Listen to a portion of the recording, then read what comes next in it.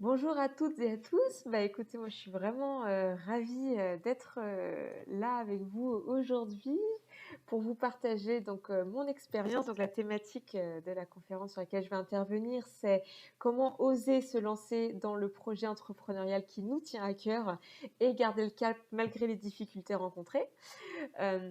Donc je vous propose de démarrer maintenant. Je vous remercie de m'avoir expliqué dans le chat pourquoi vous souhaitiez assister tout particulièrement à ma conférence. Comme ça permet de savoir à quelles questions exactement vous souhaitez, que je réponde.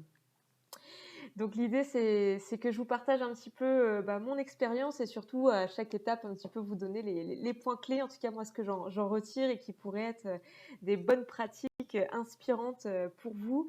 Je pense notamment aux quelques personnes qui ont dit qu'il y avait plusieurs projets voilà, qui étaient en pop-up dans leur tête et qui avaient quelques doutes en tout cas pour se lancer, qui se posaient pas mal de questions. Donc j'espère que mon témoignage sera inspirant. Donc, pour bien comprendre un petit peu le contexte, donc moi je suis la fondatrice de Localero. Localero, c'est une solution de collecte de dons de proximité pour les associations. Mon objectif, c'est de rendre la collecte de dons accessible à toutes les associations, quelle que soit leur taille. Donc quand je dis ça, c'est avant tout pour les petites structures avec un positionnement qui est particulier, puisque je suis convaincue que l'avenir, en tout cas pour les associations, est de valoriser leurs projets en local, d'avoir une dimension de proximité. Et pour cela, j'adopte une position qui combine à la fois du physique et du digital pour que les associations aient des outils simples et accessibles pour collecter facilement auprès du grand public. Donc, comment j'en suis arrivée là? En fait, pour la petite histoire, donc je suis arrivée en école de commerce, après mon bac, prépa, etc. Plus par défaut parce que je ne savais pas ce que je voulais faire, donc je me suis dit au moins ça m'évite de me fermer des portes. Et bien entendu, comme je m'en doutais, je suis arrivée là et je me suis dit, bah super, les schémas qu'on me propose, c'est partir en finance traditionnelle ou en marketing traditionnel. Et ça ne me correspondait pas du tout. En tout cas, je n'arrivais pas à me projeter, ça ne m'inspirait pas. Et j'ai eu la chance, en fait, dès ma première année, de faire une rencontre avec le milieu de l'économie sociale et solidaire. Et ça, pour moi, c'était une vraie révélation, puisque j'ai pu découvrir ce qu'était le monde de l'entrepreneuriat social. Et pour ceux et celles qui connaissent, il y a Make Sense qui raconte notamment qu'on travaille plus de 80 000 heures dans sa vie et qu'on peut les mettre au service du développement d'une solution qui a un impact positif pour la société. Et ça a été un vrai leitmotiv pour moi parce que c'était la fin de la dualité entre la grosse entreprise ou le monde associatif, mais plutôt il y avait un intermédiaire qui existait, qui est l'entrepreneuriat social, et se dire oui, on peut être une société, mais avec un but, avec un impact social avéré et volontaire, et donc finalement se lever tous les matins en développant un produit ou un service, mais qui a un impact positif pour la société. Comme en parallèle, j'ai accompagné en fait des porteurs de projets, notamment dans leur campagne de financement participatif, j'ai été assez surprise du fait que malgré la jeunesse, on va dire, de ces porteurs de projets, les solutions de collecte de dons auxquelles ils avaient le droit ou le choix ou la possibilité d'utiliser ne leur correspondait pas totalement, c'était pas si évident que ça à prendre en main, et ils se posaient beaucoup de questions sur mais oui, alors du coup, est-ce que je vais réussir à toucher du monde, mais je suis pas sûre d'avoir le bon réseau, et est-ce que c'est si facile que ça, mais je vais pas y arriver, ou alors j'ai pas les moyens de le faire. Donc j'ai trouvé qu'il y avait un manque d'accessibilité en fait dans les outils de collecte de fonds, et que c'était pas forcément adapté à nos façons de vivre en fait actuellement, notamment pour des associations qui recherchent constamment à gagner des nouveaux donateurs auprès d'un nouveau public, notamment un public de plus en plus jeune. Il faut en face leur offrir des moyens d'aller chercher ce public-là, parce que ce public va répondre grâce à des solutions qui sont adaptées à leur mode de vie, ce qui n'est pas plus le cas, on va dire, des moyens traditionnels qui ne correspondent qu'une frange, enfin, qui vont toucher qu'une seule frange de la population. Et donc du coup, j'ai tenu absolument, en fait, lors de ma première année, réaliser un stage chez une entreprise qui est très inspirante, qui s'appelle Microdon. Donc Microdon, pour ceux et celles qui ne connaissent pas, ils font notamment l'arrondi en caisse et l'arrondi sur salaire. Donc le principe, c'est que lors de votre passage en caisse, vous allez arrondir en fait le montant de votre panier et la différence sera reversée à une association.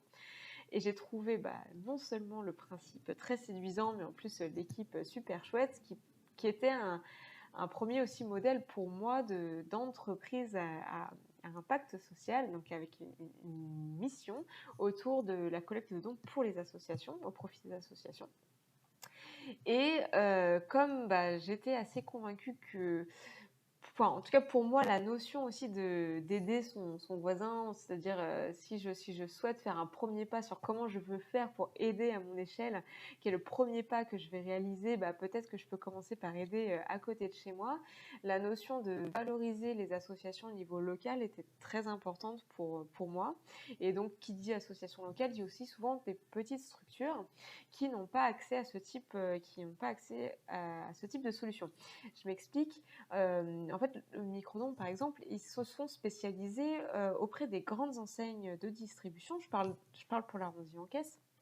Et donc, du coup, souvent, c'est des magasins qui vont être un peu partout sur le territoire et souvent avec un corollaire qui est que les associations bénéficiaires sont des grandes associations pour que ce soit connu et que ce soit plus facile aussi pour le grand public de se dire voilà, je fais ma bonne cause très facilement pour une association. Et moi, je me suis dit, dans la même veine, est-ce qu'on ne pourrait pas aussi avoir une solution, mais pour des structures plus petites, comme ça chacun a les possibilités, une solution adéquate pour pouvoir aider l'association de son choix, et notamment des associations en proximité et qui vont inclure les partenaires au niveau local, que ce soit des partenaires collectivités ou même des petites entreprises, des professionnels indépendants, enfin voilà, avoir une notion de mobilisation autour du territoire, donc avec un positionnement plus en local. Ça, c'est toute la réflexion que je me suis posée, sauf que je me disais, voilà, partir tout de suite ou pas, il faut laisser un peu maturer, et j'ai réalisé en fait tout mon master en alternance. Donc déjà, c'était très enrichissant pour moi parce que je suis on va dire pro alternance, parce que je suis assez convaincue des compétences que ça permet de développer, surtout quand on a la chance de pouvoir le faire sur 2 ans. Et moi, je l'ai fait au sein d'une entreprise qui en plus a lancé un concours de création d'entreprise pour les alternants. Donc je me suis dit tiens, c'est l'occasion, profites-en pour te lancer, pour aller tester ton idée, pour aller un peu commencer à la structurer, parce que voilà, entre le moment où on a l'idée dans sa petite tête et le moment où ça va devenir quelque chose, c'est 2 choses différentes. Et du coup, je pense que l'opportunité de me lancer dans ce concours-là, ça a été une grande richesse pour moi, parce que ça m'a aidé déjà à structurer le projet, à commencer à pitcher, même si ça n'a plus rien à voir ce que j'ai pitché à l'époque et ce qu'est la solution Localero aujourd'hui. Au moins, c'était des premiers pas qui m'ont permis de structurer le discours et d'apprendre à le présenter en fait devant des cercles de personnes qui n'avaient jamais entendu parler de la solution avant, en tout cas jamais entendu parler de votre idée ou de la façon dont vous allez la présenter. Ça vous oblige à vulgariser votre discours. Et je pense que ce que je souhaite que vous reteniez en fait de cette première étape, c'est qu'en fait, il ne faut pas avoir peur de présenter son idée. Il ne faut pas se dire voilà, j'ai une idée, mais bon, tant que c'est pas réalisé, j'en parle pas du tout. Non, bien au contraire. En fait, des idées, tout le monde en a. Ça se trouve, il y a 100 personnes qui ont eu exactement la même idée que vous, mais le plus important, c'est la façon dont vous allez la mettre en œuvre. D'ailleurs, je pense qu'on peut faire l'exercice d'avoir un sujet, une idée, avec 3 groupes de travail différents, on les met dans 3 salles différentes et on regarde ce qui se passe au bout de 2 heures, et chaque groupe va ressortir avec des solutions complètement différentes. Donc, ce qui n'est pas important, c'est pas votre idée, c'est la façon dont vous allez l'exécuter. Et la façon dont vous allez l'exécuter, elle vous est propre en fait. C'est ça qui va vous définir, vous.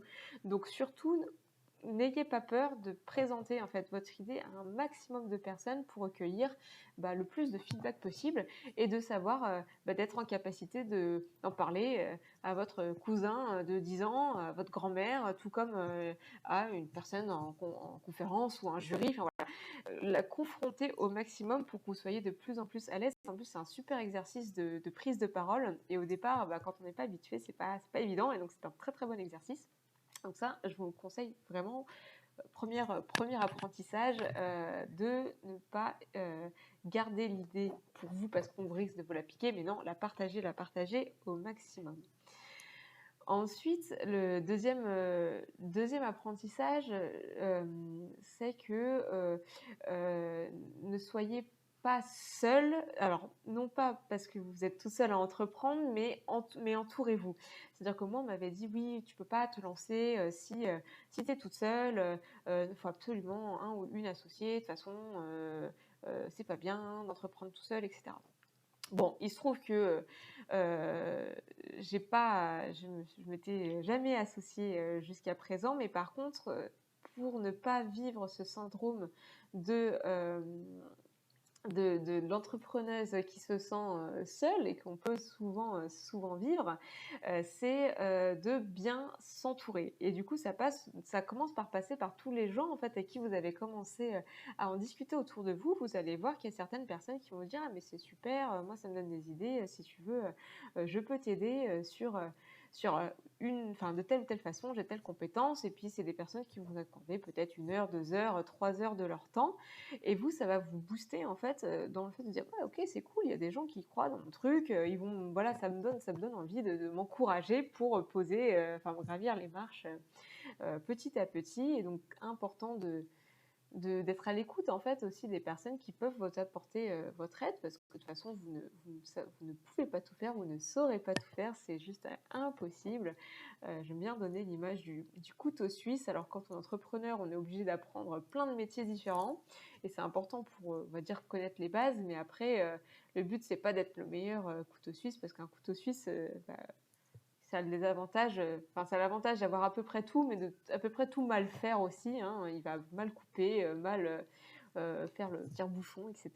Donc, appuyez-vous sur des personnes qui vont aussi vous proposer leur aide et auprès de lesquelles vous allez pouvoir vous référer en tant qu'expert sur des sujets bien particuliers auxquels vous ne maîtrisez pas du tout. Et du coup, pour ça, moi, donc, non seulement il faut en parler autour de vous, être à l'écoute des personnes qui vont vous proposer votre aide, parce que vous verrez, il y a plein de gens qui vont vous proposer votre aide à partir du moment où vous commencez à parler de votre projet et vous sentir hyper motivé et passionné, et surtout, oser se lancer. Pourquoi ? Parce que moi, j'avais une espèce de deadline en fait avec le concours que j'avais créé, auquel j'avais participé. Et donc, du coup, j'ai été lauréate de ce concours-là avec une deadline pour utiliser voilà, un prix. Et à un moment donné, je me souviens, c'était au mois de janvier, la deadline, c'était vers mars ou avril pour l'utiliser. Je me suis dit non, mais de toute façon, avec toutes mes croyances limitantes, faut pas partir seule, je suis seule, faut partir à temps plein sur ton projet, sinon tu n'y arriveras jamais, tu te donneras pas les moyens. Bon, bah là, je me sens pas prête à me lancer, donc bon, de toute façon, non, je vais pas le faire. Et en fait, à partir du moment où je me suis dit que j'allais pas le faire, là, en moi, il y a eu un éclair, un éclair de projection de moi dans 30 ans, qui se regardait, Ophélie dans 30 ans, qui se regardait dans le miroir en mode qu'est-ce que tu as fait de ta vie jusqu'à présent. Et là, je me suis dit, mais en fait, tu vas le regretter. C'est-à-dire, si tu ne le fais pas, dans 30 ans, qu'est-ce que tu te diras ? Tu te diras, tu l'as regretté. Tu vas le regretter parce qu'en fait, tu ne sauras jamais. Tu n'as pas osé te lancer parce que tu avais des peurs. Tu avais peur, et ça, c'est normal. Tu as peur de mal faire, on t'a toujours dit jusqu'à présent, voilà, tu as suivi le cursus scolaire, on t'a toujours dit ce qu'il fallait faire, les critères d'évaluation, ils étaient comme ceci, enfin voilà, il y avait un cadre. Et là, l'entrepreneuriat, il n'y a pas de cadre en fait. On peut avoir de l'accompagnement, mais c'est à vous en fait de vous créer votre propre cadre et de vos propres définitions. Et donc effectivement, il y a personne qui est là pour vous dire oui, c'est bien ce que tu fais, bravo, 20 sur 20, ou non, c'est nul, 5 sur 20, la prochaine fois tu feras mieux. Donc, je pense que ça peut faire peur aussi. et puis se donner tout un tas d'excuses de c'est pas le bon moment, non, j'y arriverai jamais, je suis trop ceci, j'ai pas assez de compétences, je suis trop jeune, je suis trop vieille, je ne sais trop quoi, de toutes les pensées limitantes qu'on peut se mettre. Mais tout ce que je sais, c'est que à la fin, enfin moi, une des peurs aussi, c'était de me dire, je vais me planter en fait. Je vais me planter et si j'y arrive pas et si ce que je fais, bah, ça marche pas. Bah, et alors, enfin, c'est pas grave en fait. Tu n'auras jamais perdu parce que tu auras appris quelque chose et tu auras appris de toi-même. Tu seras démontré quelque chose en chemin. Tout ce que tu vas vivre dans le process, bah, tu auras grandi, tu auras découvert de nouvelles choses, tu auras rencontré plein de personnes. Et en fait, dans tous les cas, tu auras appris. Donc il y a pas d'échec en fait. Tu es sûr de c'est soit tu réussis, et encore selon les conditions que tu te fixes de la réussite, parce que ces conditions peuvent changer au fur et à mesure. Tu peux avoir un nouveau regard de qu'est-ce qu'est la réussite, il n'y a que toi qui le définis. Et en plus, tu ne perdras jamais, tu n'auras jamais d'échec puisque tu auras toujours appris quelque chose. Donc à partir de ce moment-là, je te dis, si tu te lances pas, tu vas le regretter, c'est sûr. Donc ça, c'est mon deuxième gros apprentissage. Euh, ose te lancer. De toute façon, tu auras des personnes autour de toi qui seront toujours bienveillantes, qui seront là pour t'épauler. Et du coup, troisième apprentissage, bah, si vous avez, moi je vous conseille vraiment, si vous avez l'opportunité, essayez de postuler à des programmes d'accompagnement. Il y en a forcément qui existent par rapport à votre domaine d'activité. Par rapport à votre secteur, il y en a plein aujourd'hui. Moi, je suis passée donc par un incubateur, puis un accélérateur, puis un programme d'accompagnement spécialisé pour les femmes entrepreneuses dans la tech. Et ça, c'est vraiment un conseil que je vous donne et je le regrette absolument pas parce que ça vous permet d'avoir une communauté entre pairs déjà, où vous allez pouvoir échanger avec d'autres entrepreneurs, entrepreneuses qui vivent un peu le même process que vous, même s'ils n'ont pas du tout le même produit ou le même service que vous. Ils vont bah, du coup se poser les mêmes questions, souvent au même stade que vous, et vous allez vivre les mêmes problématiques et vous allez pouvoir partager. Donc déjà, vous allez vous sentir beaucoup moins seul, de pouvoir avoir des gens auxquels vous allez pouvoir poser toutes les questions librement. Et puis si en plus c'est des programmes type incubateur, bah là vous avez vraiment un cadre où vous avez un planning défini et ça vous aide un peu à jalonner votre projet. Et donc du coup, bah, au moins vous avez pour les personnes qui ont du mal à peut-être à se motiver trop chez elles ou toutes seules ou qui ont besoin un peu d'être structurées, là au moins vous êtes accompagné et vous avez toujours une écoute, un référent, un coach, un mentor, enfin peu importe en fonction des programmes, une personne en tout cas à laquelle vous référez et poser toutes vos questions en toute bienveillance, et la personne vous aiguillera ensuite aussi, vous ouvrira les portes à plein de monde qui pourront vous aider. Donc ça, c'est le troisième apprentissage. Euh, Faites-vous accompagner. Voilà. Faites-vous accompagner. Il y a plein de façons aujourd'hui. Il y a plein de groupes entre pairs qui existent, des incubateurs, des accélérateurs, mais faites-le. Ensuite, je dirais, n'ayez pas peur aussi. Enfin, le quatrième apprentissage que je voudrais vous partager, c'est ne tombez pas amoureux ou amoureuse de votre solution, de votre produit, votre service que vous développez, parce que dans tous les cas, il va pivoter. C'est comme pour la peur de l'échec, en fait, dans tous les cas, vous ne tombez pas en amour de votre solution. Vous tombez en amour de votre client, de votre bénéficiaire, et c'est pour ces personnes-là, en fait, que vous développez une solution. Donc, vous tombez en amour des personnes que vous souhaitez aider à travers votre solution avec laquelle vous allez écouter les besoins et vous allez apporter une solution singulière qui est la vôtre, qui est votre réponse et qui va correspondre tout à fait à leurs besoins. Et du coup, au départ, vous pouvez vous tromper. Enfin, c'est-à-dire, il va y avoir des ajustements à faire. Vous allez leur proposer quelque chose, puis finalement, c'est pas tout à fait ça. Donc, vous allez devoir ajuster. Donc, surtout, ne tombez pas amoureux de votre solution.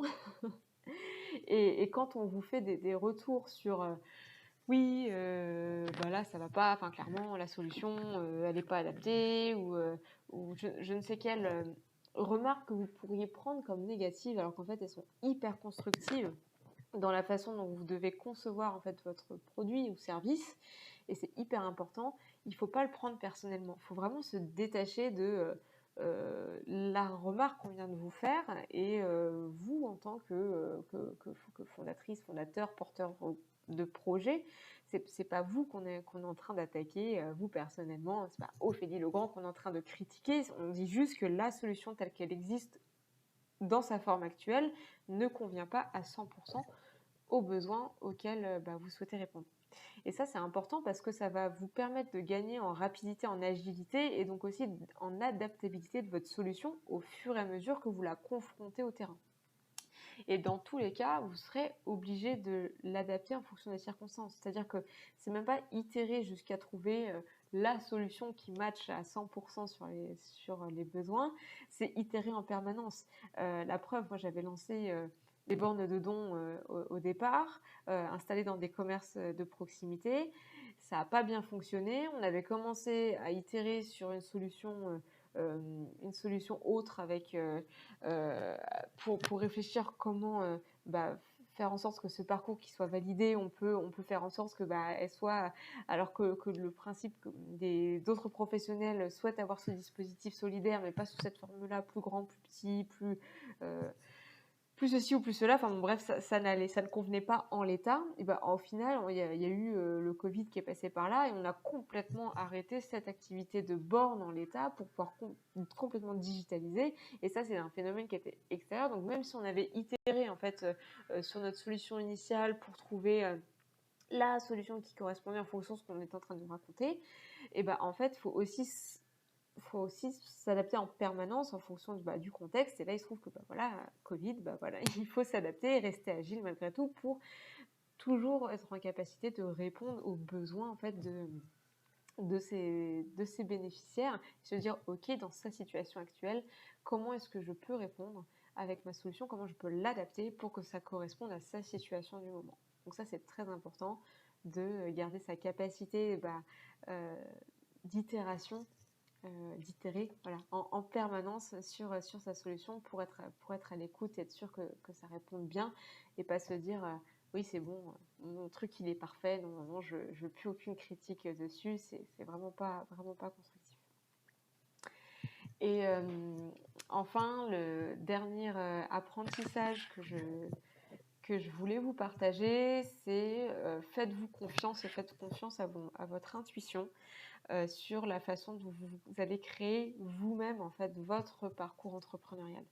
Je m'explique, on m'avait dit il faut absolument que tu partes à 100% sur ton projet, comme ça te donne une deadline, tu es sûr que tu te motiveras, au moins là ça t'oblige à te mettre à 100% sur ton projet, à te mettre à fond, sinon tu t'y mettras pas à fond réellement, et puis tu vas laisser traîner le truc, et t'as pas un peu le couteau sous la gorge qui fait que tu vas te bouger les fesses pour faire bouger ton projet. Et puis, je sais pas, si vous avez 1 an et demi de chômage, ça vous fait 1 an et demi où vous laissez le temps de construire la solution. Ok, sauf que moi, d'expérience, je voyais bien autour de moi que y avait un espèce de temps, de latence aussi, qui est de se dire, souvent, les solutions, on commence à un peu vraiment trouver sa voie, au bout de peut-être 1 an et demi, 2 ans, voire 3 ans. C'est un peu les points clés en général sur les domaines d'activité. On dit souvent qu'il faut 3 ans. Donc, je dis, c'est pas très cohérent en termes de discours. C'est-à-dire qu'au bout d'1 an et demi, quand je commence à voir les fruits du travail, c'est là où il va falloir que j'arrête. Enfin bon, je trouvais ça bizarre. Enfin, en tout cas, moi, ça ne me convenait pas. Je n'étais pas alignée avec ce que je souhaitais faire. Et pareil, il faut absolument t'associer, tu peux pas partir seul. Bon, résultat des courses, j'ai essayé de m'associer plusieurs fois, ça n'a jamais fonctionné. Ça n'a jamais fonctionné parce que se trouver son associé, oui, masculin, féminin, peu importe, c'est un peu comme trouver l'âme sœur, quoi. Donc ça se trouve pas comme ça du jour au lendemain. En toquant à la porte, bonjour, est-ce que vous voudrez être mon associé? Non, plus complexe que ça. Enfin, voilà, c'est un projet qui va se travailler et c'est pas forcément évident. Les conditions sont pas réunies, sont pas toujours réunies d'un point de vue personnel pour que ce soit le bon moment pour chacune des personnes de se lancer sur ce projet-là. Donc c'est pas toujours, enfin vraiment le sujet de l'association, c'est pas toujours évident, mais ça ne doit pas vous freiner en fait dans le fait d'avancer dans votre projet parce que ça pourrait être des personnes qui vont vivre l'aventure avec vous à vos côtés pendant un moment et puis après elles vont partir sur d'autres aventures, mais vous vont aussi aider à grandir. Elles-mêmes, elles ont grandi et seront très heureuses d'avoir fait ce bout de chemin avec vous. Donc il ne faut surtout pas que ça vous freine. Et moi, je suis très contente que je me sois pas arrêtée parce que on me disait non, tu es toute seule, tu vas pas y arriver. Et donc ça, c'est important que vous continuez. Vous allez toujours trouver voilà, des gens qui vont vous faire grandir et faire avancer dans votre projet au fur et à mesure. Et la deuxième chose, c'est que bah, voilà, moi, je ne me sentais pas de passer à temps plein tout de suite. Donc, j'avais intégré un cabinet de conseil dans un premier temps en transformation digitale des entreprises. Moi, ça me convenait bien parce que je me suis dit comme ça, en plus, ça me permet de monter en compétence aussi sur tout ce qui est gestion de projet, rétro-planning, gestion multitâche, de multi-projets, multi-clients en même temps. Puis en plus, spécialisé en transformation digitale des entreprises, bon, bah, c'était assez en lien avec ce que je voulais faire sur toute la partie comment mettre en fait les technologies au service de la collecte de fonds pour les associations avec toutes les méthodologies agiles, lean et design thinking et tout ce qu'on veut. Donc je trouvais ça assez formateur pour ensuite pouvoir le répliquer sur mon propre projet entrepreneurial. Et en fait, j'ai négocié un mi-temps, le temps de développer en fait ma structure dans un premier temps, de me donner confiance aussi sur ce projet-là et de poser les bases pour moi aussi me sentir sereine. Et je pense que c'est important pour tout à chacun et tout à chacune de vous sentir vraiment à l'aise et pas le couteau sous la gorge avec des pressions où en fait vos peurs vont se reporter sur comment je vais faire pour payer mon loyer à la fin du mois, mais c'est une grosse connerie ce que j'ai fait, enfin, dans quoi je me suis lancée. Bah non, enfin moi je sais que j'ai enlevé ce stress là en restant à mi-temps. Le temps comme ça j'avais une garantie de salaire, ça me permettait en plus de continuer à monter en compétence en ayant un pied dans un environnement autre qui me permettait euh, d'avoir d'autres projets on va dire et d'être voilà sur de la montée en compétences professionnelles on va dire et en parallèle développer sereinement mon projet jusqu'à ce qu'il soit suffisamment mature pour qu'il puisse vivre de ses propres ailes. Et donc là c'est vraiment le dernier apprentissage que je voulais vous partager. Euh, Croyez en vous et suivez vos intuitions parce que votre façon d'entreprendre, bah, elle vous appartient qu'à vous et il n'y a pas qu'une seule façon de faire et c'est pas parce que les autres ils ont fait autrement ou qu'ils vous ont dit que il faut absolument s'associer ou passer à temps plein sur son projet sinon ça décollera jamais que c'est la seule et unique voie en tout cas pour le démarrage. Le démarrage peut aussi être long. Et ça, faut le prendre en compte parce que je pense que moi, j'aurais été hyper frustrée d'arrêter au bout de 2 ans alors que c'est là où je commençais à sentir que les graines tout le travail que j'avais effectué, les graines que j'avais commencé à semer, bah, elles commençaient à pousser là et non, des contraintes personnelles parce que j'ai le couteau sous la gorge financièrement, etc. Il faut que j'arrête tout, quoi. C'est hyper frustrant. Donc voilà, ça c'est vraiment le dernier message que je voulais vous faire passer. Entreprenez à votre façon et en cette journée très très très spéciale, je veux d'autant plus vous inviter à le faire et à croire en fait à croire en vos rêves et surtout être résiliente et dans la durée et surmonter l'ensemble des obstacles que vous allez rencontrer au fur et à mesure sans vous décourager parce que je peux vous dire que le travail paye. C'est vraiment payant et je suis hyper fière aujourd'hui de pouvoir vous en témoigner puisque en cette journée très spéciale, j'ai une annonce particulière à vous faire puisque au bout de quasiment 3 ans de travail, j'ai le plaisir de vous annoncer que Local Hero s'allie à un partenaire spécialisé également dans la collecte de dons pour renforcer nos forces et aider toujours plus d'associations, un maximum d'associations de toute taille, donc avec eux leur spécialité sur plutôt des grandes associations, moi avec ma spécialité côté Local Hero sur des plus petites structures avec un positionnement en local. Et c'est vraiment, voilà, je suis super fière de pouvoir vous l'annoncer aujourd'hui, de ce rapprochement en faveur de la solidarité, un beau un beau rapprochement entre partenaires qui va être mis, encore une fois, au service de la solidarité. Et c'est tout spécial pour moi de vous l'annoncer en cette journée internationale des droits de la femme, parce que c'est pour vous prouver qu'il ne faut pas lâcher, soyez résiliente, le travail paye, et vous avez l'opportunité de dessiner le chemin en fait qui vous correspond, la voie qui vous correspond, et de choisir, comme moi aujourd'hui je vous le souhaite, de choisir les personnes avec lesquelles vous avez envie de partager, envie de construire, parce que c'est des personnes qui partagent les mêmes valeurs que vous avez envie de travailler ensemble, et vous partagez un but, une mission en commun, et ça c'est le plus grand luxe que vous allez pouvoir vous offrir en croyant en vos rêves, c'est de définir le chemin qui vous correspond en fonction de vos valeurs, votre façon de fonctionner, et, euh, et tout simplement tout en réalisant la mission qui vous passionne. Donc je voulais terminer sur ce beau message, cette très très bonne note positive. J'espère que mon témoignage aura été très inspirant pour vous. Je sais qu'il y a un certain nombre d'entre vous qui me partageaient au départ qui a rencontré un certain nombre de difficultés, donc ça vous aura reboosté au maximum. Et pour celles et ceux qui souhaitent connaître le nom de mon partenaire, donc avec qui on s'associe, et je vous donne rendez-vous dans 2 jours pour avoir l'annonce officielle et savoir officiellement avec qui je vais travailler main dans la main demain au service de la solidarité. Je vous remercie en tout cas pour votre écoute, et puis je reste disponible pour répondre à vos questions, remarques, interrogations, si quelqu'un a quelque chose à partager.